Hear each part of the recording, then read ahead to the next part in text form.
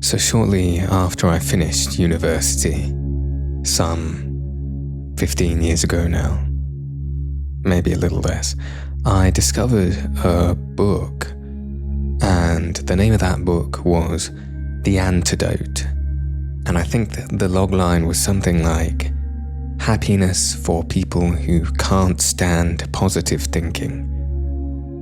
And this title really appealed to me for a number of reasons. I was looking for some self-help, I suppose you could say.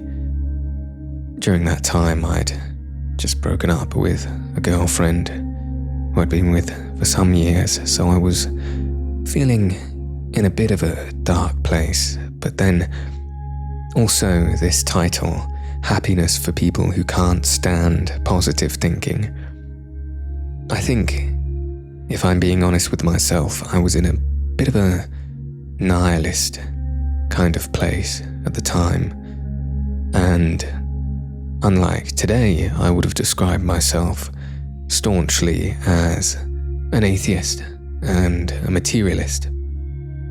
And so the energy of this book was exactly what I needed at the time.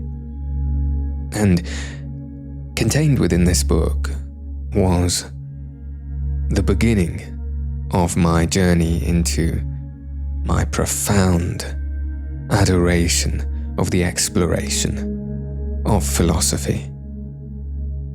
And whilst this book, I wouldn't say is directly a philosophy book, it contained certain philosophical ideas, chapter by chapter, sort of in a way that eased you into concepts that would help you think in a different way.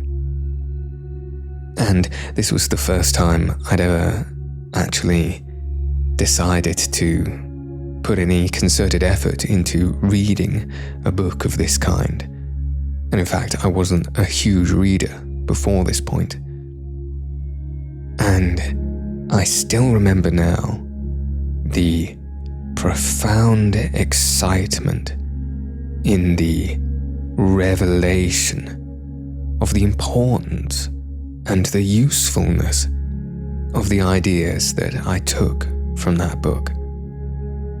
Every chapter having learnt something new and feeling like I'd uncovered some sort of secret that was hidden in the world this whole time, as if I'd discovered a new secret level to reality that was previously unseen to me, that seemed to make all of life make more sense.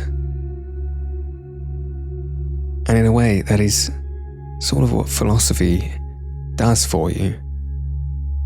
The more you're able to take on these ideas that help you think about life in a different way, the more of life you are able to truly see, I think. Perhaps not distinctly, but in all of its shades, as messy as it may appear.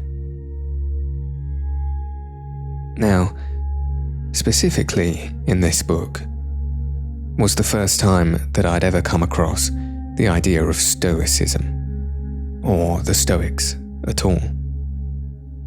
And honestly, it didn't really go into a huge amount of detail. Like I say, a new concept or idea was explored in every chapter, and the chapters were relatively short, somewhat anecdotal as well. I unfortunately forget the name of the author of this book, but I do remember that he was a journalist as well as an author. And so his book had a rather journalistic style, and I appreciated that very much at the time because it was able to appeal to me and engage with me in a way that helped me get on board with these ideas. And I believe he went to visit some modern-day Stoics in the book, and they explained a little bit about the way they lived their life. And I found the things that he said they had to say very profound. I remember the distinct feeling that it was putting into words ideas that I'd always had in my heart and in my head, or at least felt like I'd had for a long time, but never really had the specific way of saying or explaining to people. And so, in a way, it also felt a little bit like coming home or finding family in these Stoic ideas being presented to me. Now, where I am today, and having read and listened to considerably more philosophy than I had then, I now come to understand that Stoicism is an extremely complex worldview, and essentially an explanation of the universe as a whole. And it is indeed very ancient, dating back to those early Western philosophers of ancient Greece, and even pre-Socratic ideas.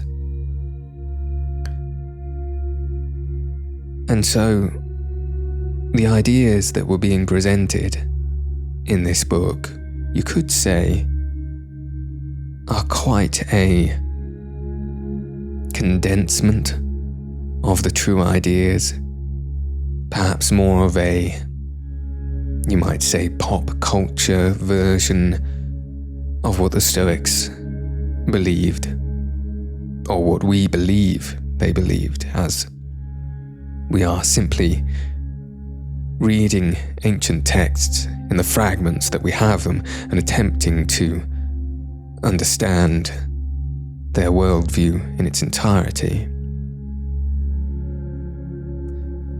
Nevertheless, there is some great profundity in those ideas, and they are beautiful in their simplicity. And the simple idea is just this: there are very few things we can control in this world. We can't control the weather, we can't control the stocks, we can't control other people. We can control our actions, but even they are predicated on so many other factors. And truly, one of the only things in this world we can really control is the way that we feel about what happens to us in this life. And now, some of you listening may disagree with me immediately. You may call to me and say, "It certainly does not feel like I can control what I feel." But if we take that for granted, if we assume that that statement is true, and one of the only things we can control truly is how we feel about these things in this world, and that utilizing that, doing that, acting that out, can have profound differences for our life. Well, the implications are quite astonishing. You may have been in a situation like this before in your life. I know I certainly have, many times, where perhaps you're in a public space. Let's say you're on a bus, and someone nearby is playing music from their phone, very loud, so everyone can hear it, and they don't seem to have much consideration for anybody else around them. Perhaps they're talking loudly on the phone, or in some other way, being a disturbance outside of themselves and in other people's spaces. Now, these kinds of occurrences can sometimes lead our emotions to get away with us. We may sit in our chair and stew with anger, or we may sometimes cower with fear of these abrasive individuals who interject themselves into our lives. But imagine for a moment that you didn't need to feel like that. Imagine that it was your choice to decide not to feel that way. To instead take a breath, exhale, and let any anger or fear leave your body, and become entirely neutral to what is around you. To accept that the bad things that are happening to you right now are a part of a larger order of which you have no control, and that in fact, this is exactly where you are meant to be. And watch as a profound peace overcomes your body.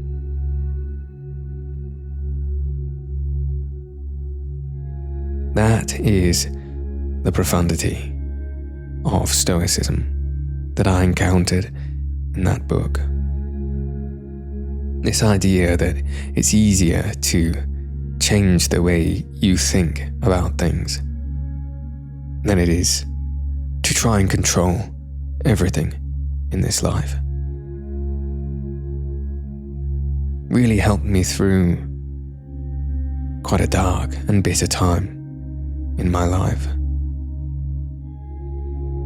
And now, this isn't to say that you should never try to act out in the world. We, of course, have a beautiful thing called agency, and to go out and make change in the world.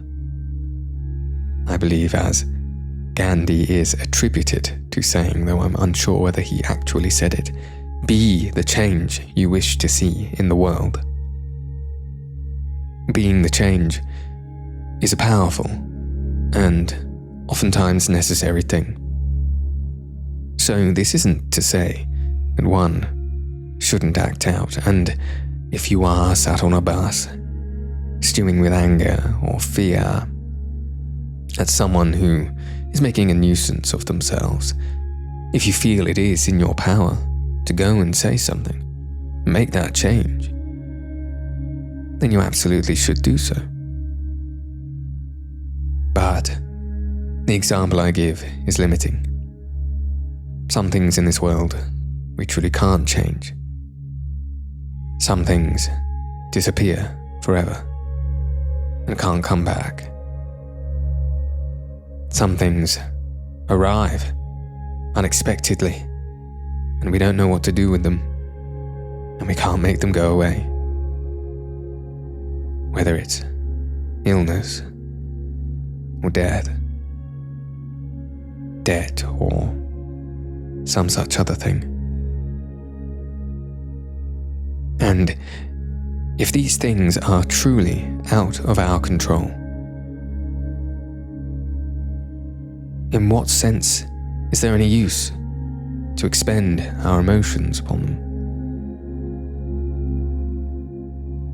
Is it possible that we could channel that connection with a higher truth of a higher order, and an understanding that we are just moving along the waves of the motions of the nature of the world. If we truly understand that in these moments, can we not instead find peace? I think there is a lot of truth to this idea, and it's certainly helped me a lot. Now, after discovering Stoicism in this book, The Antidote, I was thoroughly excited to find out more. And I think within the book it mentioned a philosopher, Epictetus, who was an early Stoic thinker. And immediately I ordered Epictetus's works, by the way, that were written thousands of years ago. And I was very excited to find out what truths lay there, what more golden, profound wisdom I could find in Stoicism. Now, unfortunately, at the time, I found the text to be extremely dense and difficult to understand. If I had any more sense at the time, I would have bought, perhaps, another book explaining Stoicism rather than going directly to the ancient sources. And so, unfortunately, I put down Stoicism for a time after that. Although still somewhat verbose and complex in its writing, a little bit difficult to understand, something that was much more approachable for me was the work of Marcus Aurelius in his Meditations. Now, for those of you who have been listening for some time, you'll know that this is a book I read for the podcast. And that was the first time I'd interacted with his work. So it was very special to me, as every book I read for the podcast is. And I read it with a certain level of reverence for the words, which, again, I do for every book I read for the podcast. And whilst some of it I did find quite difficult to understand, it's making me think that I'd quite like to go back and reread it to see if, with some of my more recent understandings of the broader ideas of Stoicism, that I might be able to interpret what he was saying. Some things he had to say were definitely profound and things that I continue to take with me.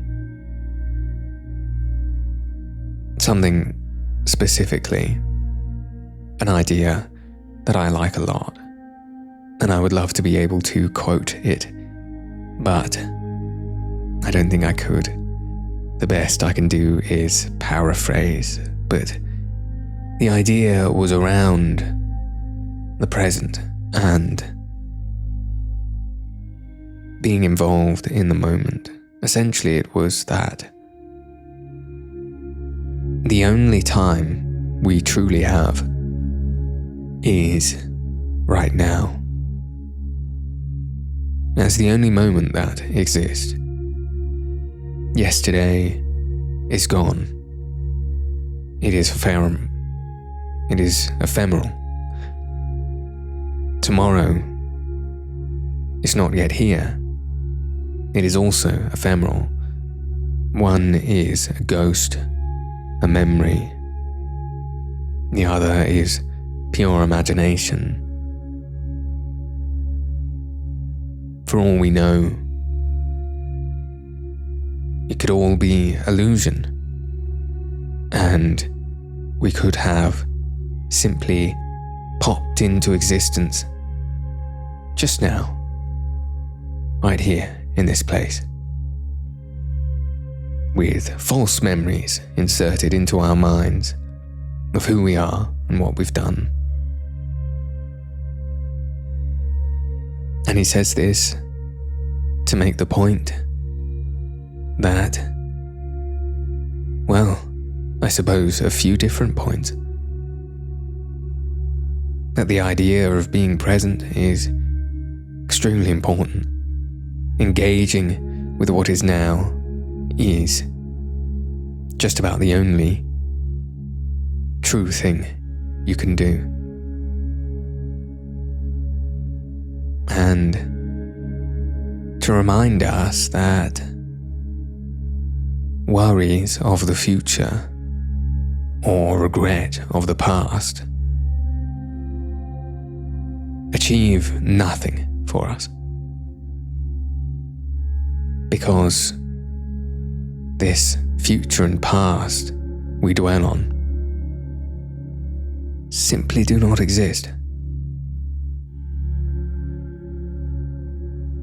And in that way also, and this is me attempting to paraphrase parts of his writing, whether it is as a person you live for 80 years or just 2 or 3 days, we all have exactly the same time on this earth. And that time is just now.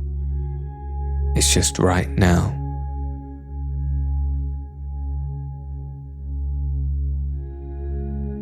I think that's a really important thing to remember and bring with you in life. And I certainly try to do so.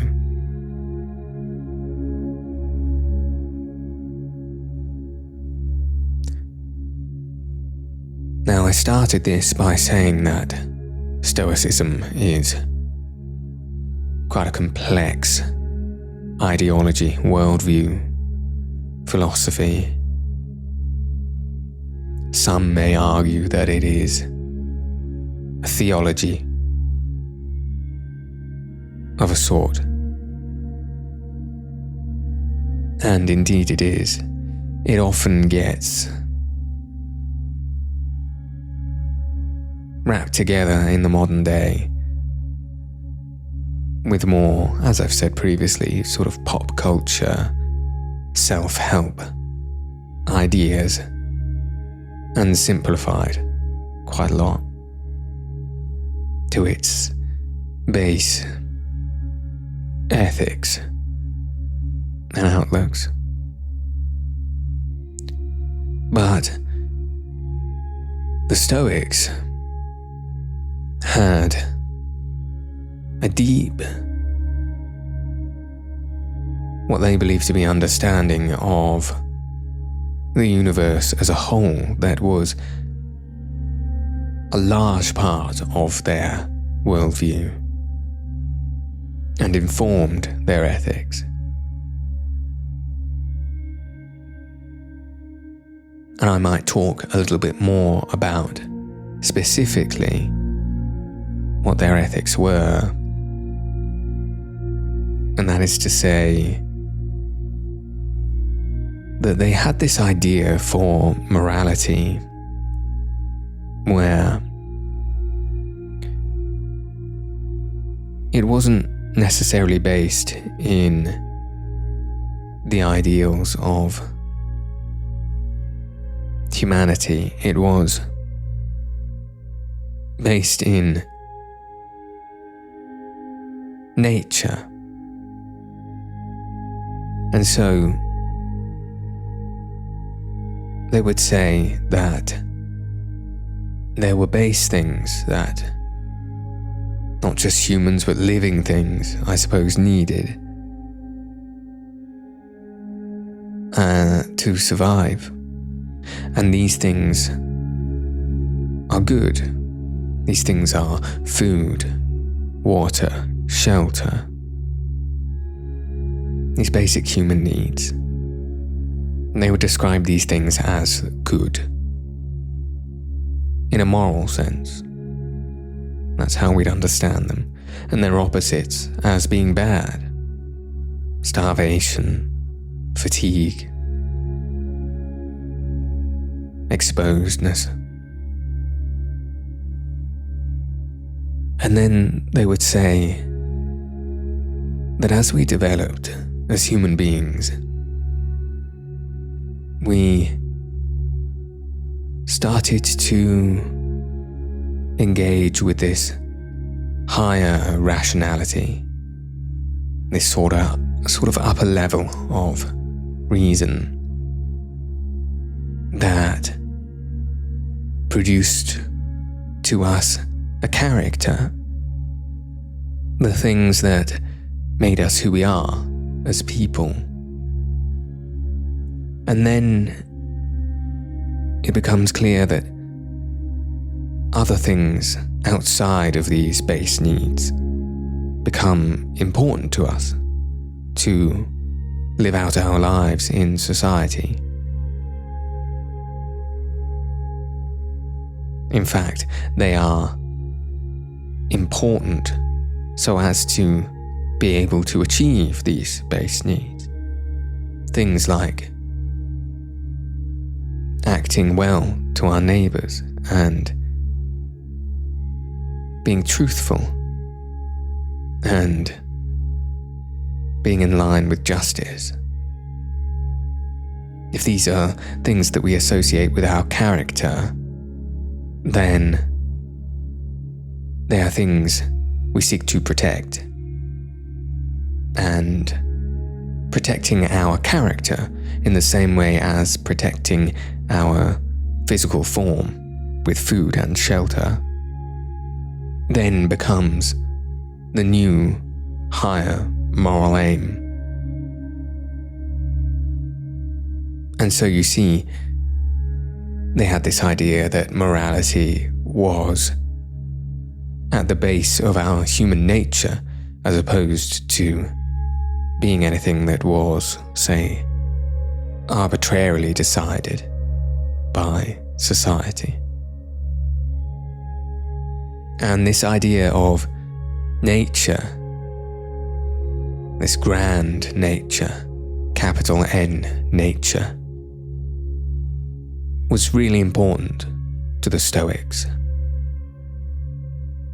They believed that the world, the universe had a nature, and when they say that, what they really mean is an order or a reason, what they might also call the logos, this grand plan, essentially, a way in which the universe operated and nature operated. It had purpose and was doing things as according to its plan. And that we, as people, are a part of this nature. We are inseparable from it. And so, we too are simply moving parts within this grand, orchestrated, reasonable nature that is acting itself out. And so when we look back to these more simple ethical ideas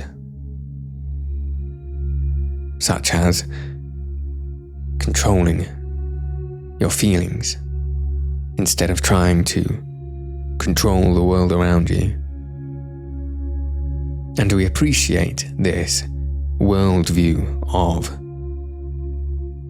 there being a higher natural order that conducts everything. It begins to make sense why they might believe something like this. Because, of course, if the nature of the world is acting of its own accord and doing precisely what it's meant to be doing, then in fact, there is no use in attempting to control or change the world around you. You must trust in the natural order. But then, at the same time, they also had a strong belief that one should act in accordance with one's own nature. And so they certainly were not advocating for you to sit at the sidelines of your own life and let things wash over you, if indeed that was not the way in which your nature was inclined to be. You should act most accordingly to it. And they would also often make the argument that you are moral by nature, and that acting cruelly or acting selfishly or any other such vice necessarily acts against your nature. And so it should not be done, as you are acting against the universe itself and its grand order. Now, I must caveat everything I'm saying, as I always do, by letting you know that I am no scholar of Stoicism, simply an interested party with fragments of information in my head that I've remembered from the many books and podcasts and television programs I happen to have watched on the subject or related subjects. And so I would say, don't take anything I have to say too seriously. If something sounds strange to you, or if you happen to know something about Stoicism, and hear what I say and think it doesn't quite reflect what they might have believed, or even just in yourself think that it doesn't seem right that would be the case, well, you're probably correct. And my advice would be to, if you are interested in the ideas I'm talking about, most certainly go out and look these things up, because they have certainly profoundly changed my life in knowing about them. Now, another thing that I find interesting about the ideology of the Stoics is the fact that, unlike many other ideologies of the time, though not all, but some, most, they were non-theological, although that's not strictly true. But let me explain myself more accurately. They were somewhat materialist in their way of thinking. And now, this contrasted quite a lot to other relatively contemporary schools of thought that existed near the time. For example, you had this Aristotelian idea that there existed in this world matter, which was the physical makeup of the universe, I suppose, as we might understand it to be now. But then there was also some kind of idealized form that existed ephemerally, that would almost act as the guiding blueprint for the forming of matter and shapes that we see in this world. And so you'd have this duality of the material world and the ephemeral that informed the material, and that these forms were somehow completely perfect and untouchable. And now, in contrast to this,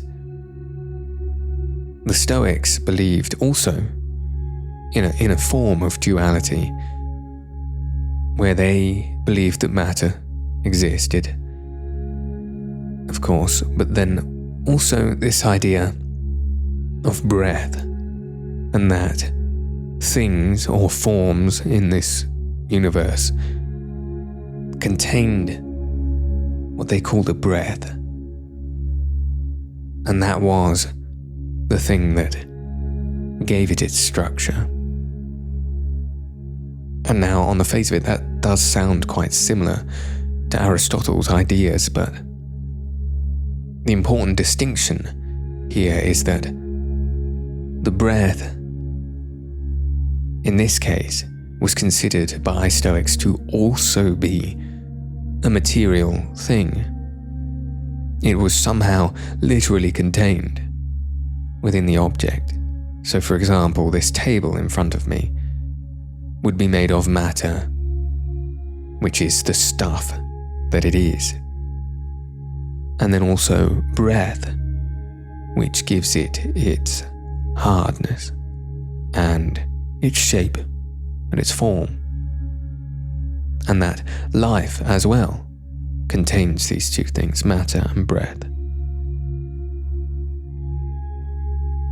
And then there is some concept around the idea of this breath having tension, I believe. And it is this tension that creates separation between living and non-living matter. Though, at this point, my memory of the specific ideals of the Stoics in this regard begin to fail. But I like this materialist view of the universe, this dualist materialist view that contains this idea of the breath. And especially because they would use this term breath and logos, as in reason, rather interchangeably, which to me has some implications for some worldviews that I personally find interesting and have been looking into in recent times around consciousness and panpsychism, and this idea that consciousness may in fact be a fundamental principle of the universe,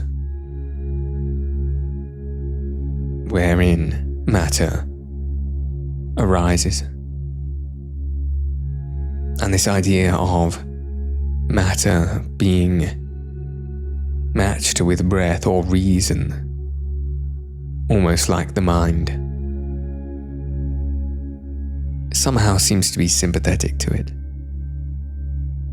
Though, in my heart of hearts, I do believe they probably had a different idea of the conception of the world and the universe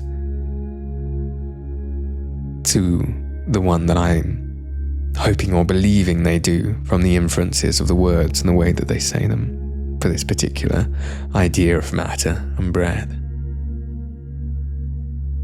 And they certainly had some strange ideas around the universe. They believed that the world or the universe itself, of course at this time, I think that they thought that the Earth was central to the universe. And I'm not entirely sure how far out they understood the universe to be at this time, though it was certainly much, much smaller than we know it to be now. But let's just say they believed the universe as they knew it to be cyclical and to have a life process of itself. This nature of the universe would go through a life process wherein at its end it would be destroyed in an all-encompassing fire and then afterwards be reborn anew and repeat the cycle.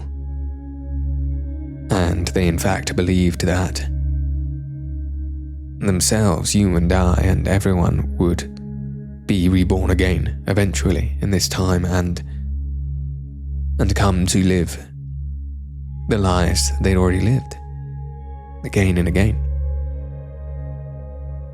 Though I believe there was some debate amongst them as to whether that's precisely how it happened.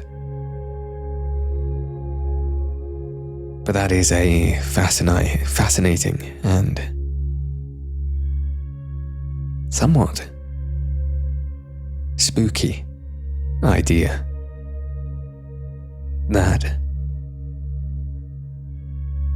we are destined to live our lives over and over again without knowledge in this cyclical rebirth of the universe. Now, imagine if that were true, and the life you live was going to happen again, exactly as it's happening for you now. Every beat, every rhythm, every movement, every thought, every action, every kindness, every cruel intention, every cruel act, every hug, every kiss, every laugh, every tear,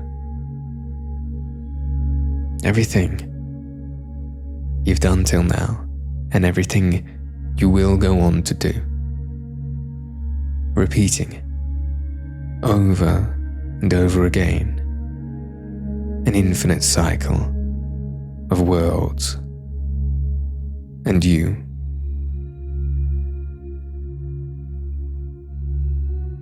If that's going to happen again and again and again, and you know it would,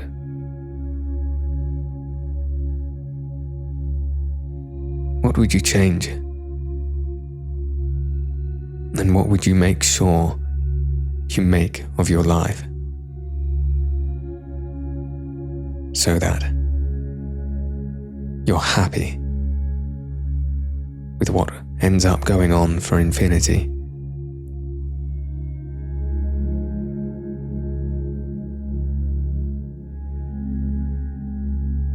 I think that's What a fun way to motivate you to go out and do the things you most wish to do. I'm not a big believer in regrets. I believe, like the Stoics, I suppose, that the past is gone and shouldn't matter. But I suppose more than that as well. I also believe that as long as you were acting as well as you could in the moment, which of course, whether you believe you were or not, you always are. Because if you could have acted any better, you would have done. What you do is always as much as you were capable of, because that's what you did. We are all, I suppose, acting according to our true nature, always. And so, to regret something is to suppose that you could have done anything else at all. And I don't suppose one could. And who's to regret something? If it led you to where you are now, even if you are in a bad place, even if you're not quite happy with where you are, you may be desperately thinking about wishing you'd done something different long ago to change your position. You don't know where you might end up later, or who may have benefited in your stead. Who may get left behind if you ended up on top.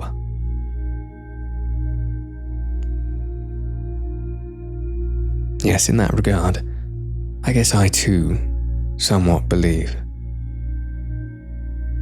that there is a nature, a logos, a reason to the universe. But I guess we'll never really know. Though whether you believe it or not yourself, I guess it doesn't really matter. Because you'll still be just acting according to your nature.